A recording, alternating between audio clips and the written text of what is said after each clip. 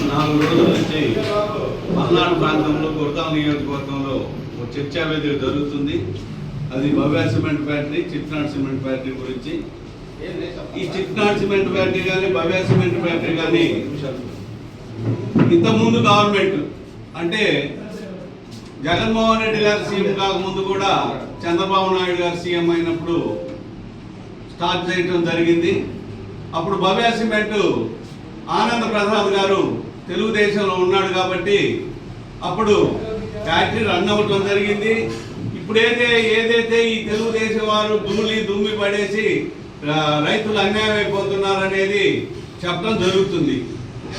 ఇంతకుముందు కూడా అదే తెలుగుదేశం గవర్నమెంట్లో ఉన్నప్పుడు కూడా భవ్య సిమెంట్ ఫ్యాక్టరీ ఆనంద్ ప్రసాద్ గారు నడపడం జరిగింది. దానిలో భాగంలోనే అప్పుడు మరి దుమ్ము ధూళి కనిపించలేదా? ఇప్పుడు మాత్రం ఒక మేనేజ్మెంట్ మారగానే ఇప్పుడు దుమ్ము ధూళి కనిపించేసేసి రైతులు అన్యాయం అయిపోతున్నారు కాబట్టి ఆ రైతుల కోసం మేము ఫ్యాక్టరీలు ఆపినామని చెబుతున్నారు. కానీ ఇంతకుముందు గవర్నమెంట్లో ఉన్నప్పుడే తెలుగుదేశం గవర్నమెంట్లో ఎందుకు ఆపలేదు? ఈ దుమ్ము ధూళి పడినప్పుడు అటు ప్రతి ఒక్క రైతు కూడా వైఎస్ఆర్ గవర్నమెంట్ రాగానే ఎమ్మెల్యే గారు కాసు మహేష్ రెడ్డి గారు మాట్లాడి ప్రతి ఎకరానికి కూడా 18,000 చొప్పున పెనాల్టీ కట్టించడం కూడా జరిగింది.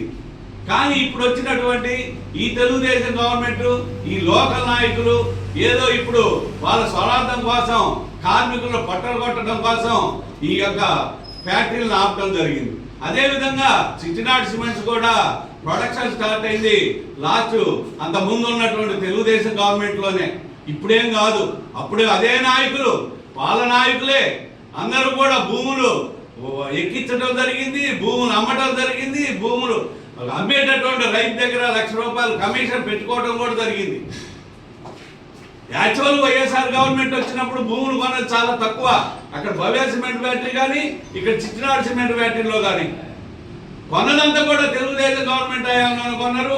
తెలుగుదేశం నాయకులే బ్రోకర్లుగా ఆ ఫ్యాక్టరీకి బ్రోకర్లుగా ప్రవర్తించి రైతుల దగ్గర ₹1,00,000 1,50,000 కమిషన్ పెట్టుకొని ఆ రైతుల దగ్గర తీసుకొని ఫ్యాక్టరీ భూములు అమ్మించడం జరిగింది.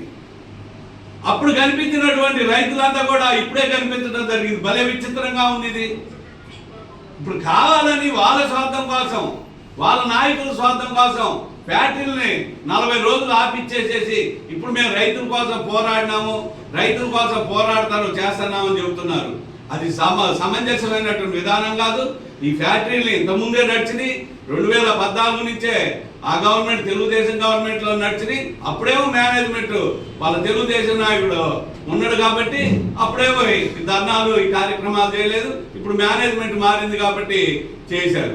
సరే, దాని ప్రకారం రైతులు అన్యాయం అయిపోతూ చేస్తాడు, మంచిదే వాళ్ళకి ఇప్పిస్తే. కానీ ఇటు ఉన్నటువంటి కార్మికులు కూడా అన్యాయం అయిపోతున్నారు కదా 2,000 మంది. వాళ్ళ కోసం మాజీ ఎమ్మెల్యే గారు అయినటువంటి మహేష్ రెడ్డి గారు ప్రెస్ మీట్ ఇచ్చేసేసి దాన్ని ప్రభుత్వానికి తెలియజేశాడు. అయ్యా ఇట్లా జరుగుతుంది పల్నాడులో గురజాల నియోజకవర్గంలో 2 సిమెంట్ ఫ్యాక్టరీలు 40 రోజుల నుంచి నిర్బంధంగా బంద్ చేసేసి కార్మికులకు అన్యాయం జరుగుతుందని ఆయన ఓ ప్రెస్ మీట్ పెడితే ఇక్కడ ఉన్నటువంటి లోకల్ నాయకులంతా వీళ్ళు ఎంతమంది ఆయన స్థాయి గురించి మాట్లాడతారు. వీళ్ళ స్థాయి ఎంతయా? ఎవడన్నా ఒక్కడన్నా మాట్లాడినోడు ఎమ్మెల్యే ఫ్యామిలీ నుంచి వచ్చారా? ఎవడన్నా ఒక్కడన్నా లోకల్ నాయకుడు మాట్లాడేటప్పుడు ఎమ్మెల్యే స్థాయి గురించి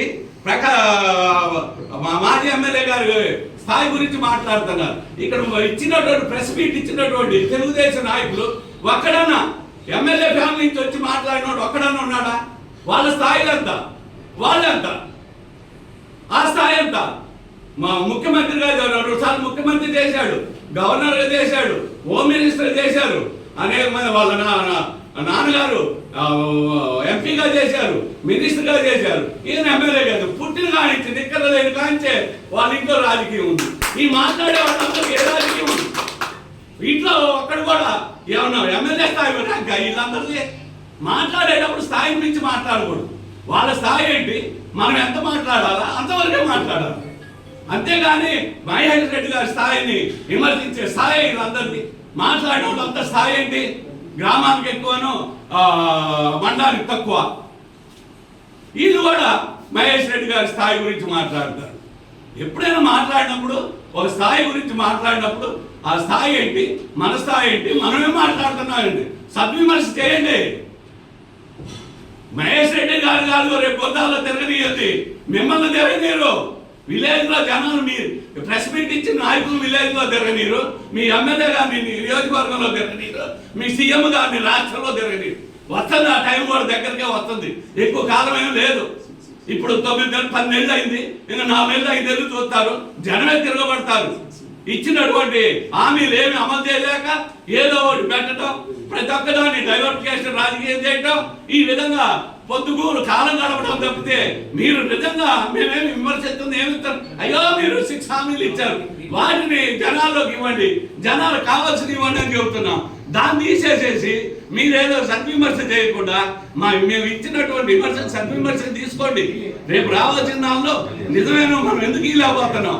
జగన్మోహన్ రెడ్డి గారు 2 ఏళ్ళు కరోనాలో ఉన్నా కూడా హామీల్ని ఎవరికి కూడా తక్కువ చేయకుండా ఇచ్చినటువంటి హామీల్ని నవరత్నాలను అమలు చేసినటువంటి ముఖ్యమంత్రి మీరు ఎందుకు చేయలేకపోతున్నారు? మీరు 100 కోట్ల బడ్జెట్ ఇచ్చారు, మేము 1300 కోట్ల బడ్జెట్ ఇచ్చాం. మేము దిగిపోయేటప్పుడు ఎందుకు చేయలేకపోతున్నారు? మీరు ఆయన ఎందుకు చేశాడు, మీరు ఎందుకు చేయలేకపోతున్నారు? కాబట్టి ఇవన్నీ గుర్తుంచుకోండి.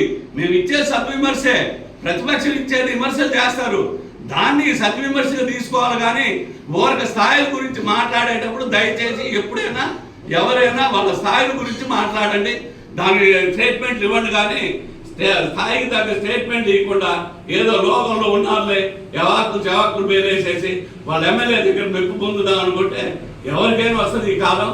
ఇవాళ ప్రతిపక్షంలో ఉన్నాం, రేపు అధికార పక్షంలోకి వస్తాం. కాబట్టి దయచేసి ఎవరైనా విమర్శ చేసేటప్పుడు జాగ్రత్తగా విమర్శ చేసి స్థాయిని బట్టి చేయగలని ఆలోచించాలని కోరుతున్నాను.